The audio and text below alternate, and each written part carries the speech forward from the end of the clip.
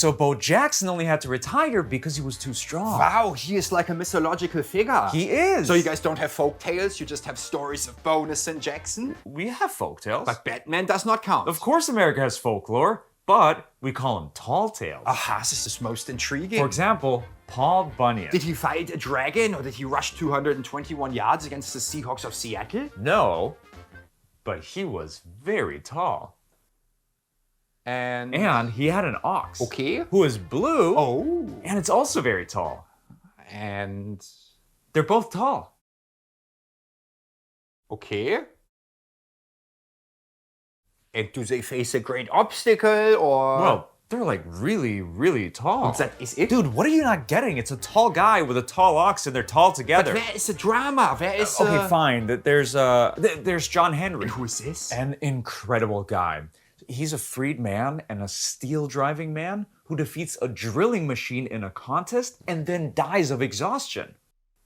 Yummies lieben Arbeit. And he was really tall. So this poor man gets worked to death?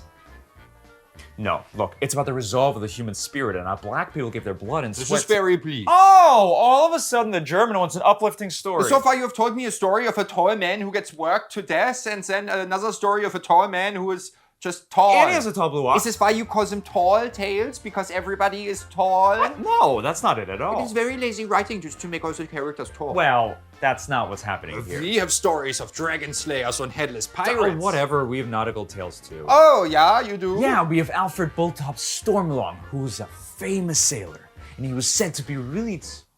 You know what? Never mind, that's... What? What? You were going to say something else. What? Was I? I mean, you clearly were. I don't think so. Were you going to say he is tall? What? The man in the tail. Who? What are you talking about? The Stormalong man. Right. What about him? You said he was a sailor and... Yeah! And a really good one.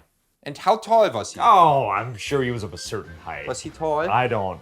Who knows? Did he have a large, colorful animal? No, but he had a ship that was so large that he had to avoid the moon from getting caught in its sails.